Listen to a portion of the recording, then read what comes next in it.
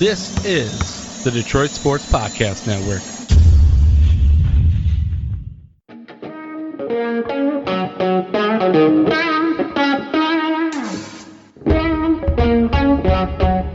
The biggest icon in podcasting.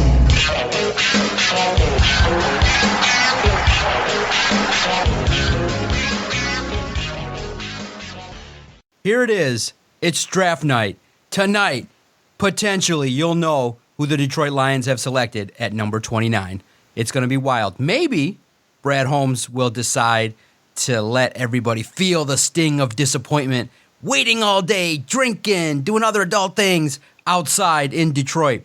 Could Brad Holmes upset 300,000 people in Detroit? We're going to talk about it. This is the latest episode of Doc and Jock. I am the Doc, John Macaroon. Joining me, as always, my guy Adam, the Jock Strozinski. We got a big extravaganza for you. Going to break down the Detroit Lions draft. Who will be the pick at number 29? Does Brad Holmes stay there? Will he move up? Will he move down? We're going to break it all down this afternoon, because what's going on? It's a great time to talk about the Detroit Lions. We're going to talk about the uniforms. We're going to talk about all things happening regarding Brad Holmes and the manner in which he's going to improve this football team. I think, just by judging the landscape, it's been the most calm, cool, collected the fan base has ever been, and they are really, in my mind, if you go online at all, spend any time online, the Detroit Lions fans are puffing their chest out, ready to basically dominate this draft. It's been one of the weirder, I guess, lead-ups to the draft. It doesn't feel like it's felt in previous years, and I think that's because this team's shown that it's competent. It shows that you have a competent general manager. Normally, there's so much angst, and we're so geared up, and we're reading everything about every prospect, and we're trying to be as dialed in as possible so we can make the decisions. And I feel like as fans, we're just kind of going into it, and we're going to be like, all right, Brad, show us what you got. Let's do it. You got another chance to knock another one out of the park, and we believe you're going to do it. It's really, really been a strange build towards this draft. And the cool thing is this draft's taking place in our backyard. It's taking place right downtown. There's a ton of stuff going on. And to me, it feels as though the fan base itself is really, really calm. It's not angsty. It's not eager. It's just kind of like, we're going to let it come to us, and we're going to do what we do. And we're going to take the best player available, and whether we trade back, we trade back. Whether we trade up, we trade up. We know we're getting a good player. We know this guy's going to start, and we know this guy's going to play instant dividends. It's a weird mindset for Lions fans. Would you not agree this has been one of the more docile builds to the draft? Normally, we're going through a million mock drafts. Normally, we are talking about random guys. We're going 5-6 draft picks deep for the Lions, and we're trying to draw conclusions on guys that we've watched do the Underwear Olympics, and we've watched some of their game film. And this year, we really didn't do any of that. This year, we've kind of been a little bit more take it as it comes, and we'll just kind of deal with it. Would you not agree this has been one of the weirder builds to an NFL draft for Lions fans? Yeah, it's kind of like, Brad, you got this. All right. You know what you're doing. You're not one of those people that's inept. You're not going to take a tight end in the first round when Aaron Donald's sitting there. We got the guy that scouted Aaron Donald and passed it along, even though the Rams had a strong defensive line. We got a guy that's willing to buck trends and actually make some trends where other NFL teams are like, wait a minute, just go out and get impact, find good players, find athletic talent, find guys that are going to produce. I mean, Gibbs and Laporta basically gave Brad Holmes so much credibility for his 23 draft. He basically puffed his chest out and was like, y'all were ripping me for those picks. Y'all were just night one. That was mostly the national media who talked about positional value and talked about the way in which the trend of the league was going. But Brad Holmes don't care about that. He just wants good football players. And yes, absolutely, it's been calm. You can kind of just comfortably say, you know what? If the Lions tab and identify this player as somebody that they want, that actually cements them as basically being a good player that has potential to do something. And that's something that's a far cry from the past. And that's why it's so relaxing. We get to talk about uniforms. We get to talk about stuff away from the draft as well, because Brad's got it. The mantra is let Brad cook. And now he's in the kitchen. He's about to put the apron on. And whatever's going to come out, everyone's going to be like, "Oh, I can't wait to try it." And it's going to be great because I think that this draft might be the most favorably received draft that he ever has. Really, there's only one player to me that, if selected, is going to give me a little anxiety, and that's going to be Cooper DeJean. Look, I think that he's athletic. I think that he's good enough to play in the NFL, but that position's tough, and Iowa hasn't played all that much man-to-man coverage, and it feels like you need that. I don't think the Lions are going to go to zone. I don't think they're going to want a guy that's going to need to play 3 positions right away.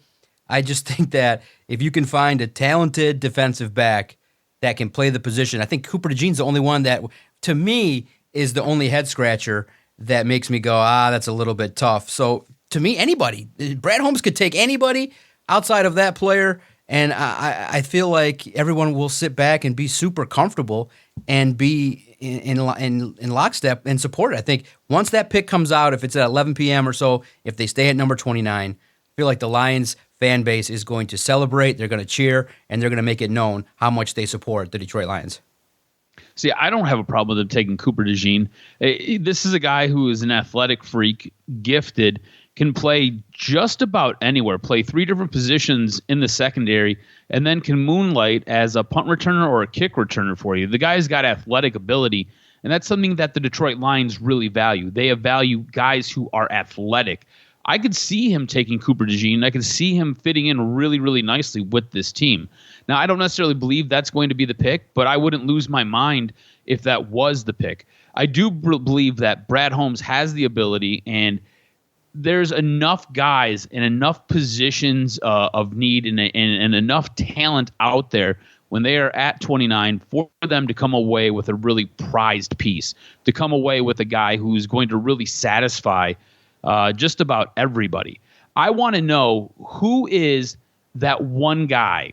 Who's the one guy that you've locked onto that is basically your crush? Who's your draft crush in this first round? It can be anybody. And look, where they get drafted doesn't matter. I just want to know who the one guy is that you've locked onto, that you are married to, that you would just go absolutely ballistic if the Lions took this guy. Because for me, there's 2 guys that I've targeted.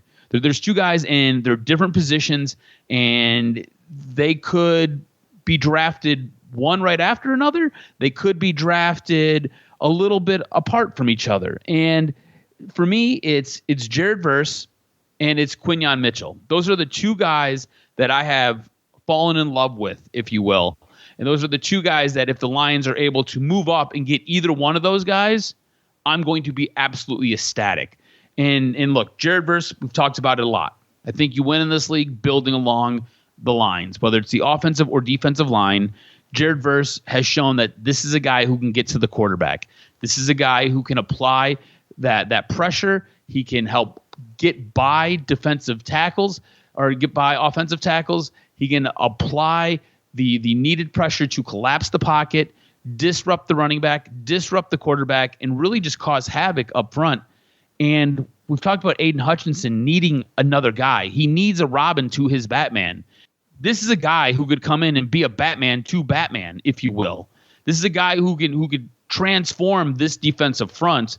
This is a guy who has no problem wreaking havoc on the quarterbacks. And then Quinyon Mitchell, I think, is just one of the more athletic cornerbacks in this draft. I think this is a guy who you could slot in. And look, I don't think day one he's starting, but I think day one this guy is taking rotational snaps, and this is a guy who's going to be an impactful player. And I think by the time you get into week 6 or 7, this is a guy who is now slotting in and is probably taking starters reps.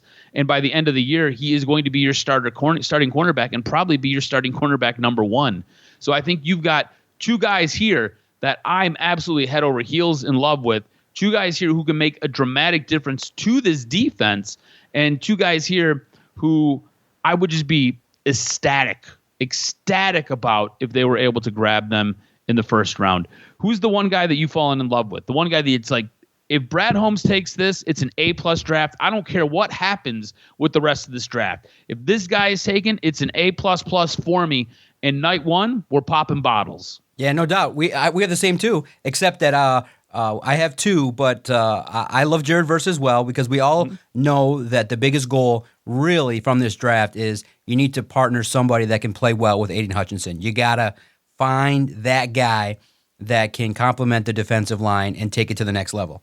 So we clearly understand. I did a mock draft and had Jared Verse, the Lions going up to trade with the Dolphins at 21, and we all see what he can do on tape. He's a guy that I think could develop into a very solid player. I think the Lions definitely find themselves looking at Jared Verse and would be very convicted in taking him.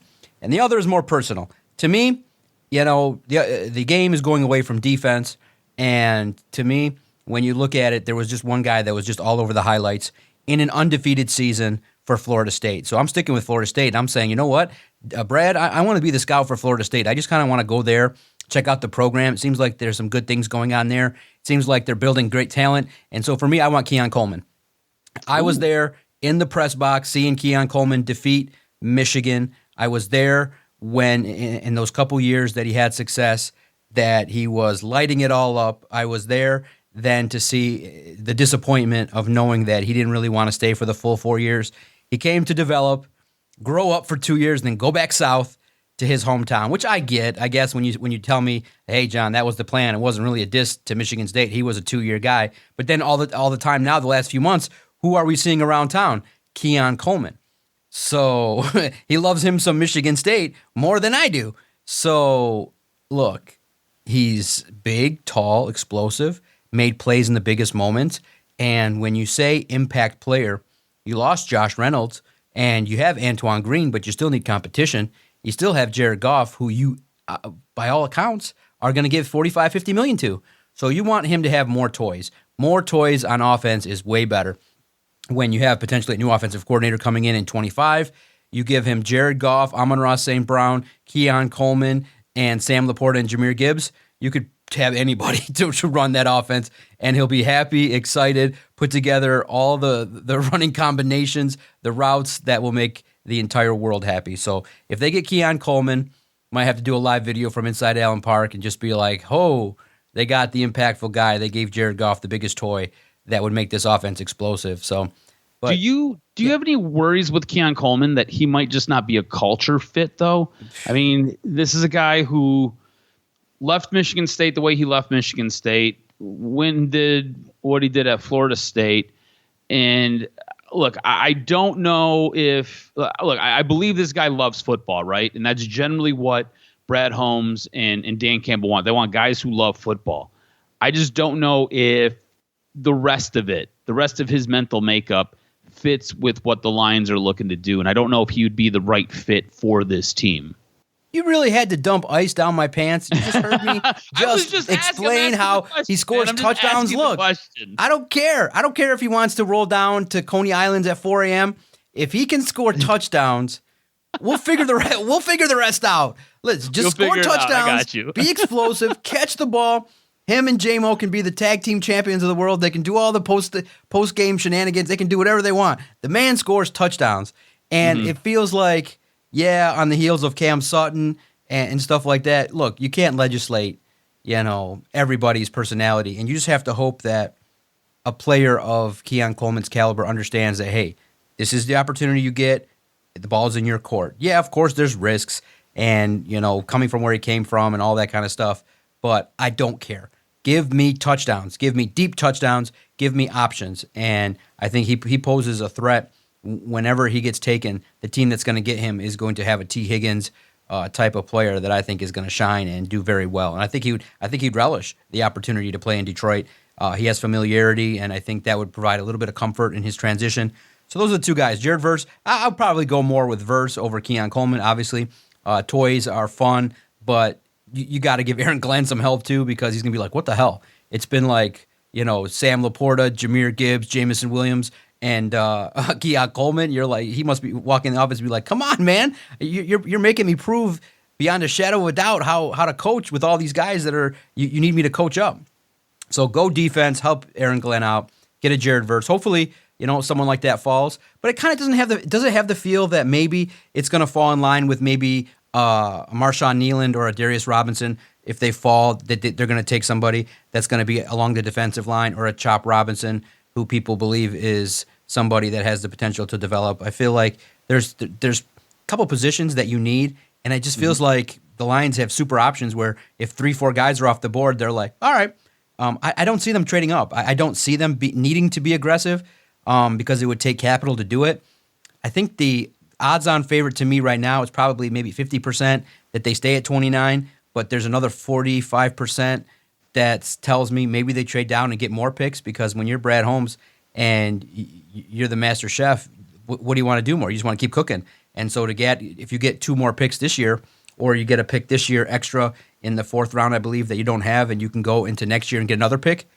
There's a lot of rumors that the Vegas Raiders are potentially going to look at Penix. So they may be a trade partner to get you a couple picks later on. So I think that's probably where it's at. I think it's going to be very close, and it's all going to be dictated on who's on the board. I think there's a strong chance, very strong chance. We're up all late, drinking our coffee, waiting for 29.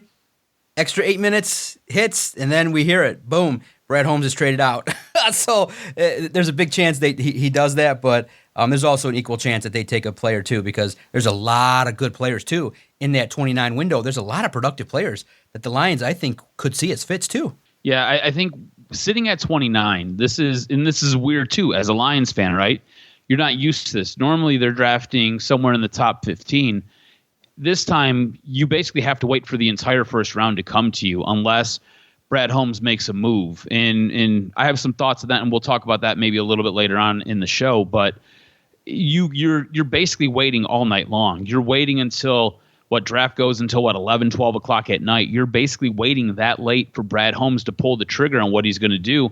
And when it comes down to it, what he might find more valuable is making that trade with a team like the Raiders who can jump into 29, grab a quarterback like Michael Penix, and they can then move back into that second round, grab extra draft capital, and then go out and find more guys.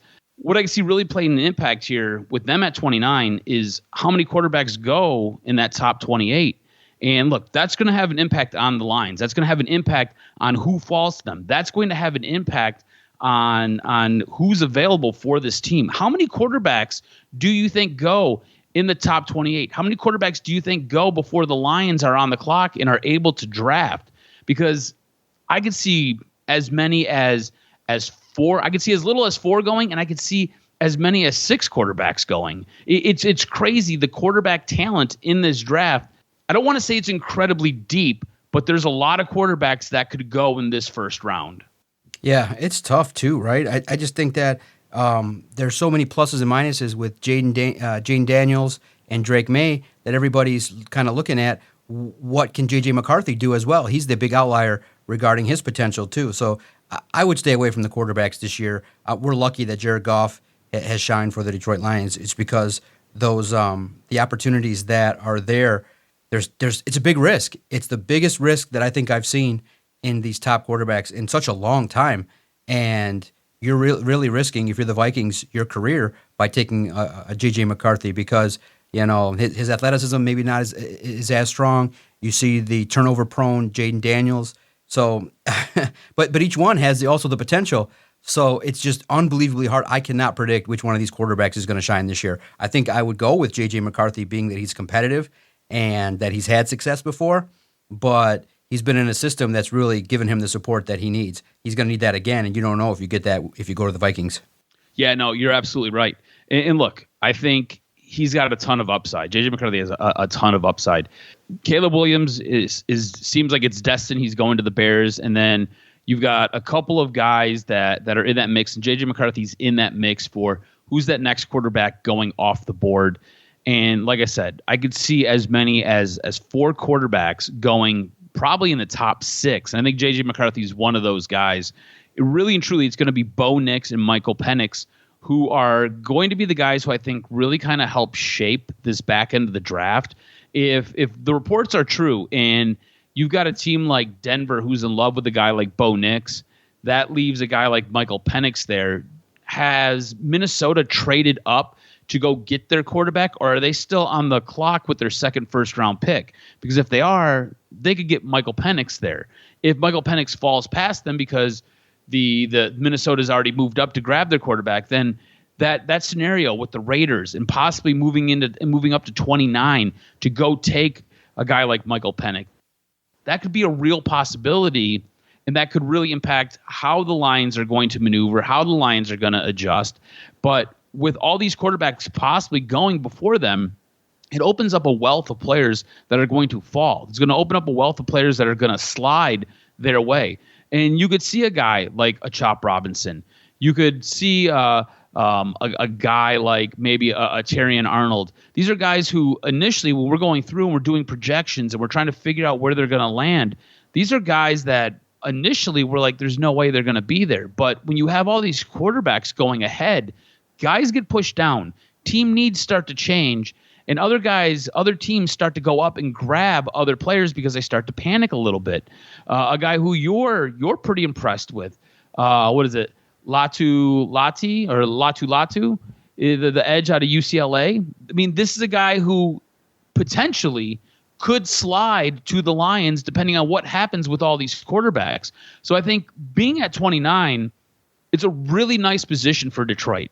You have the ability to possibly trade out of that spot. You have the ability to possibly move up and go get a guy, or you can just kind of sit and let some of these guys fall, because I do believe early on this is going to be a very quarterback-heavy draft. It's going to be very quarterback-centric, especially, like I said, I could see 4 going in the top 6 picks, and I think there's going to be some movement in the top 6, and I think that's going to kind of shape this back end of the draft, because guys are going to slide, and other teams are going to have needs, and they're going to be drafting for those needs. So you might be able to grab a value at 29. All that being said, if the Lions do stay at 29, or at any point in this draft, right? Lions have, I think, 7 picks this entire draft as of right now going into this on Thursday. What's the one move that the Lions could make in the draft that would upset you most? Is it just drafting Cooper DeJean, or is there something else that would just have you scratching your head and pulling your hair out and possibly throwing a shoe at a TV? What's the one thing that would just make you say, damn it, this is a total misstep by Brad Holmes. This is a total mistake, and he's botched the draft. What's the one thing that he could do that would really piss you off? Yeah, even though I've mocked I go back and forth every single day. Even though I've mocked Kool-Aid McKinstry to the Lions multiple times, he's a project that I like in regards to a guy that you can kind of have in the system and develop. But when you look at it deeper, on the surface, I like his game. I think he's a gamer. I think he's competitive. He's locked up against number ones, but he can play press man. But the numbers just, you need to do a deep dive, because athletically, he doesn't have the best athletic scores, doesn't have a lot of interceptions. And you recognize that one of the weakest parts of Alabama this year was their secondary. Their defense didn't really come and deliver at the highest level. So, and what I'm hearing is that the favorite player this year for Alabama is Terrion Arnold. Nick Saban just loves what Terrion Arnold can do, has been raving about him all over the place. So Kool-Aid McKinstry, of course, coming off of an injury, makes it so that, you know, he was high on my list of players that Brad Holmes would like. But it just feels to me that there's an elevated risk that might be too much. I think he projects to be a guy that is going to be successful in the NFL. But to me, the word of the day in the first round, at least for me, I don't think if they take the Kool-Aid McKinstry, it'll be a bungled pick. But the word that I like is impact. And a cornerback, wherever they're taken, it just takes a long time to learn this game. You got to learn angles. You got to learn how to avoid taking penalties, and now tackling has been further looked at in regards to you can't do hip drops. You got to just be, so precise in your movements. To me, Kool-Aid McKinstry is a little bit more of a risk than I would like. I want impact, and to me, that's where I'm looking at. I think a player that's on the defensive line could have more impact super fast. So that's where I would be concerned, is if it is unless it's Quinyon Mitchell. Other than that, all the cornerbacks that the Lions could take at 29 would be, in my opinion, even risky, even if it's Terrion Arnold too. So the position that scares me the most is cornerback, and the player that concerns me is Kool-Aid McKinstry. Yeah, he concerns me as well. Look, when you have such high praise for a guy like Terrion Arnold, the other cornerback, it kind of makes you wonder, what are you really getting? I remember when Jeff Okudah was coming out. I don't remember the guy who played opposite of Jeff Okudah, but I remember there being some conversations about how talented he was and is Jeff Okudah really this good compared to his counterpart? And when everything was said and done, Jeff Okudah's essentially been a bust in the NFL. And the other guy who was playing opposite of Jeff Okudah at Ohio State didn't go on to do anything in the NFL. And I believe he's washed out now. So that's a bit of a concern for me too. Like Terrion Arnold seems to be the guy, right? So Kool-Aid McKinstry, I'm not sure what we're going to get. He's the one guy who early on I've been most out about. He's the one guy who I do not want them to draft. And honestly, I think with the Lions, the one thing that would really make me upset, it's not so much if Kool-Aid was drafted. I'll give it a shot because Brad Holmes does his homework. And specifically with cornerbacks, Brad Holmes is very good. He understands the tape, understands what he sees, and he does a very good job of evaluating those players in that position. But for me, the one issue I would have most, and this is going to be a little bit off the wall, it would be if the Detroit Lions drafted a kicker. I would be upset if the Lions invested a draft pick in a kicker, especially when we're seeing what we're seeing in the USFL or the UFL, whatever we're calling it now, with Bates, the kicker for the Michigan Panthers. The guy is able to blast kicks 60 some odd yards. It seems almost at will. I feel like kicker is a position where if you do it right, you spend a little bit of money and you invest a little bit of time, you can find a guy who's going to give you good reps and who's going to go out there and he's going to help you win football games. I feel like the Lions over the last couple of years underneath the Brad Holmes, Dan Campbell helm haven't really invested any time or any resources into addressing the kicker position. So if you start to invest draft picks, I feel like those draft picks could be utilized somewhere else to make this team better. I feel like kicker, you can go to a different league like the USFL or the UFL, whatever we're calling it. You can go to the Canadian Football League. You can go to you can draft an undrafted kicker. You can bring in a couple of different free agents. There's always guys who are available. You just have to be able to spot that talent and bring those guys in. So for me, it's wasting a pick on a kicker when that pick could be utilized for maybe a developmental cornerback who's going to come in middle of the year when a couple guys go down, because cornerbacks, they always seem to drop like flies, or maybe investing in another wide receiver who's going to come in and give you some valuable reps because wide receivers seem to go down throughout the course of the year, or even adding a offensive guard or a developmental center or tackle even, because offensive line is constantly a position in flux. Or maybe you can find another guy who's lightning in a bottle like a James Houston. You can take that draft pick and utilize it to get somebody who's going to come in and make an immediate difference on either side of the ball, while you can go out and you can find yourself a kicker if you just, I mean, all of us have basically found a kicker and he plays in our back door. He plays at the same stadium, the same field, the same turf that the Detroit Lions play on, and the guy is able to kick it from midfield, and he's able to split the uprights every single time. So to me, it would be that move that would drive me absolutely bonkers if the Lions did that. Ooh, it's going to be a fun time when I look at this draft and what could happen. So put it in stone. Tell me a little bit about what's going to happen. Put out your crystal ball, because to me, I just think that, for this podcast, I think they're going to stay at 29 and they're going to find a player that they feel like is the best option. And look, outside of what I want, which would be a defensive player, outside of the fear that I have that it's going to be a cornerback or a player that is going to be a reach, this one has the feel of like, you know what, we're good, we're comfy, let's hit the best, most athletic player. So to me, what are they going to do? Set it in stone? I think it's going to be a lineman. I think that bottom line, when it comes to it, it's number 29. It's going to be Graham Barton or Jackson Powers Johnson. I think that they're going to either select one of those guys. The hot name that people are thinking could be there if they trade down is Frazier out of West Virginia. So to me, right now, put it in stone. I think that that's a position that's safe. You can't, and that's a position that buys you some time too, because you have 5 starters. That's a guy, even though we did a podcast for All Lions talking about instant impact guys, I think Brad Holmes plays it safe in this one. I think he can say impact. He can sell an offensive lineman because you have 3 older dudes that are playing for you right now. I think the safe pick is to identify an offensive lineman. You can never really go wrong with the smartest guys in the room, which are linemen, and you build in the trenches. So I think there's a good chance it's a defensive lineman or an offensive lineman, with it being probably one of the top guys. And look for Graham Barton or Powers Johnson or Frazier out of West Virginia to be one of the guys that I think joins the Lions. All right, I like where your head's at, and I like what you're saying.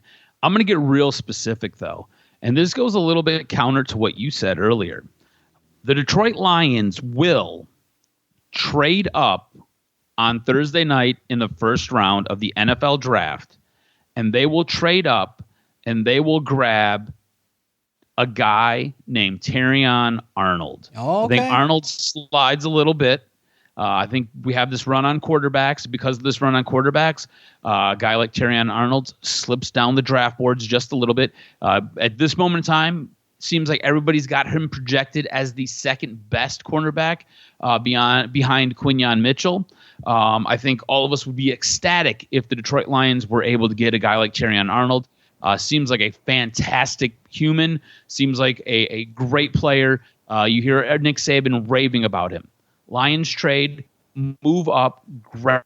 And the reason for this, the reason I say they move up, and the reason I say they have no problem trading up, you look at the last couple drafts that Brad Holmes has. If he likes a guy, he's got no problem making a move to get that guy. He has no problem taking his chips and pushing all in and moving to go grab whomever it is that he deems worthy. And I feel like cornerback is a position of need on this team. This is a guy who can come in and help transform your defense. This is a guy who I believe he may have a very high grade on. We all know how he loves the SEC, and specifically, he likes defensive players from the SEC. So him trading up, him moving in to go get a cornerback, and him going to get a guy from the SEC, to me, it just all makes sense. And look, I think the Lions are at a spot, right? They're not willing to do this with free agents. I don't think it's in their team philosophy where they're willing to go in and make moves for guys who make them an impactful, better team by going and grabbing free agents. But what I think they're willing to do is they're willing to load up. They're willing to go all in on draft picks, guys that they can heavily vet before the process of drafting them, guys that they can get a good feel for, and guys who they get a nice comfort level for. They're willing to then take chips, push those in, go grab those guys, bring them in, and then once they get here, you've already kind of seen it. They want to take care of their own. They want to be a team that is able to draft and basically train and build up and develop and then re-sign these guys to that second contract. They don't want these guys going away. They want to be able to get them basically in the family, and they don't want them to leave the family. They want to be able to develop them and continue to develop them and work with them to make their foundation better and to make those players better. So I could see them pulling this move off where they're moving from 29 up into the late teens to go get a cornerback that they feel is a game changer for them. Oh, cuz the draft is here. It's going to be 3 rounds. Stay tuned to All Lines at Detroit Podcast. Make sure you follow Adam on Twitter at AdamRSGROZ. We will see his reaction. If he stays up that late, maybe we'll get a live reaction later on Saturday or Friday when the team makes the plethora of their picks. So stay tuned to social media as we have a good time with the Lions draft. I think it's going to be a festive environment. It's going to be downtown. Let's just hope everybody goes to the draft, enjoys it, and has a good time. Really, hopefully Detroit doesn't make it a green out. And my biggest fear is that everybody's going to be high by the time Friday and Saturday rolls around. There's going to be kids there. Please don't let it be a situation in which everybody nationally is just reporting that, oh my God, everybody came here to smoke weed and get drunk. Please, let's have a little class. Let's save the weed for the backyard, and let's put on our game face and put on the new Lions jersey and show some respect and class and have a good time, because if Detroit does that, then I just don't think that they'll ever come back. And Detroit the setup is nice. By all accounts, everything has been set up very well. Everything's gone according to plan. Cuz you've seen it before we get out of here. What do you think of the new uniforms? Because we did get the chance to see the leak that happened last week, and it didn't ruin it kind of ruined the magic of the pop that you get when you find something new. But to see the combination of the helmets and the pants and the three different styles, I thought really, in my mind, it was put together nicely. It's not as extravagant as I would have liked, but I felt like it was good enough in a new design to impress people. According to Sports Illustrated, $1 million in sales in one evening. $1 million in sales at $200 a pop. So you guys can do the math and tell us how many that is. But the fan base was hungry and yearning to buy some shit, and they sure went out and bought the new Lions uniforms. Yeah, that doesn't surprise me. Lions fans, obviously, all in and are loving what they're doing. To me, I was underwhelmed. To me, I was like, okay, It felt like it was. I was looking for bold, right? And I felt like I got safe. I don't hate them. I do not hate them. I want to be clear about that. I do not hate them. I felt like you could have made a bigger statement with what you did, with the revamp, with the redo. Instead, I kind of felt like they played everything very close to the vest. You essentially got the same color schemes. You got the same jerseys. It really felt like what they did was they were like, okay, cool. We were good when Barry Sanders was here. Let's go grab those color jerseys. And then, oh, you know what? Everybody liked the black one. Let's work that in. Okay, cool. So let's have a black jersey. We'll have the old Honolulu blue jersey, and then we'll have the white one. And then we'll just kind of mix some of these colors up, and we'll change some of the fonts. We're going to adjust the fonts on the jerseys, and we're going to call it good, and then we're going to sell them. To me, I don't know if it was Nike who was involved with it. I don't know if it was somebody from the NFL, and I don't know if it was the Lions, whomever it was. It really felt like it was beginner jersey design work. It really felt like it was here's your template. Now just color between the lines and make a couple of subtle changes. And when you do that, you're basically adjusting fonts, you're pulling graphics off. You might put a new graphic in. You know what I found interesting was the fact that they put like the 313 in the back of the collar, or the Motown, or like the Detroit versus everybody, or whatever it was on the backs of the collars on the insides. Why would you put that on the insides? Those types of things should be on the outside of the collar. Like, nobody can see it when it's on the inside of the collar. Put those things that basically signify Detroit and talk about Detroit, put those things on the outside. You changing the font, a big deal. Now your O is more O and less octagon. I don't really care about that. I felt like they could have really moved the bar and moved it in a different direction, and instead it felt very status quo. It felt very, this is basically what it is. We have these old jerseys and we have these new jerseys. Let's kind of mesh these two things together, and we'll get you something brand new. When I say brand new, I use finger quotes. I was really underwhelmed with it all. Man, when you think about it, if you do the math, if I'm accurate, it's only 5,000 units. That's pretty. It's still decent, but that's $1 million in sales. That's not bad. Damn, we got to figure out something to sell for $200 and just get 5,000 people to buy it. It's $1 million in sales. So, my God, 5,000 is not bad. But pay attention to online. There are some people that don't like some of the quality of the stuff. So just pay attention. Know what you're getting. It's because Fanatics is involved, right? Yeah. Fanatics, like, here's the thing. Fanatics is doing the baseball jerseys. Fanatics is now doing the hockey jerseys. Yeah. Fanatics gear is just trash. Like, them as a jersey supplier, their materials, their goods are just garbage. The fact that the leagues are going to Fanatics, and I guess it's because Fanatics is buying up so many different clothing distributors and so many different manufacturers, and they're buying up all the rights for everything. It kind of is what it is, because let's be honest, these leagues are basically out there to make money. So if somebody's going to come up to you and say, hey, we're going to give you $2.6 billion so we can produce your jersey, you're going to be like, you're going to give us 2.6? Well, these guys are going to give us 2.1. We'll take 2.6 for sure. So you're going to always go with the highest bidder. But their material and their quality is just absolute trash, man. It is unfortunate that Fanatics is involved. Fanatics obviously responsible for the leak. It is frustrating if you are a fan.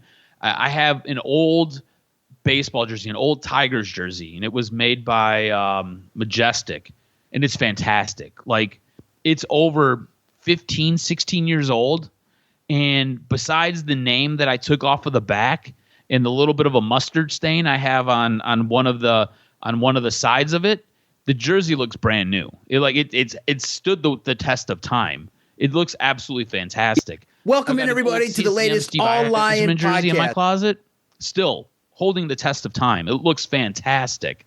I have an old Champion Piston jersey, still holding the test of time. Thing looks absolutely amazing.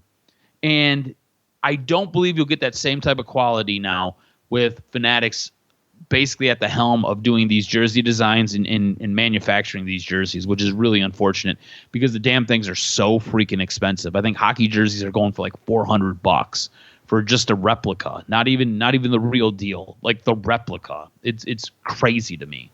Yeah, and next week we'll probably put it down as we review the draft. Put it down. What has fallen faster, Chipotle or Fanatics? Because both are taking a massive hit online. Everybody's talking about the inconsistency of Chipotle's food. I haven't eaten there in a good year. So I just think that their food is too rich and salty, and I always felt like I got salt pimples on my tongue every time I ate there because the food was so salty. And we had the same thing happen where one time it'd be a perfect filled bowl, and the next time it felt like they were skimping. So Chipotle went the way of, in some people's minds, the way of corporate, the way things go when corporations take over is the quality dips. Same with Fanatics. I agree. Their memorabilia is top-notch. Memorabilia, top-notch. Jerseys, wouldn't touch it with a 10-foot pole. The reviews online have been terrible. And you see a lot of the uniforms just not being up to par in the way in which they're supposed to be. So we'll see how it plays out as more people start buying it and start reviewing it. We'll browse online and see the official reviews. Man, I can't wait for the draft. It's going to be fun. I think it's an opportunity for us to really pay attention to the Lions. And to end this podcast, I do want to say Jared Goff did the right thing. After his comments went viral about the local media, he did walk it back with ESPN and said, I was kind of really talking about the negativity side of sports and those that relish in it. And he's like, I was just talking about the one guy's question. But the way in which he said it, we all heard it. You said local media. We all understood what you meant. And he walked it back, which was very smart.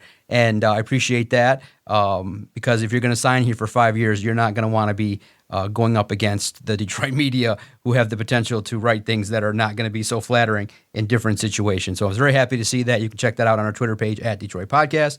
Make sure you follow Adam on Twitter at AdamRSTROZ. It's going to be a fun atmosphere over the next couple weeks. And it's the best time of the year. The Lions, again, PSA, Detroit fans, show out, have a good time, but let's keep it classy because the whole world is watching. The draft's a big deal. So hopefully the weather cooperates tonight, and the next 3 days are positive. Thanks, everybody, for downloading the latest edition of Doc and Jock. We'll be back next week to recap it all, the good, the bad, the ugly, the reviews. We'll take a look at what Brad Holmes did to improve the Detroit Lions on the next episode of Doc and Jock.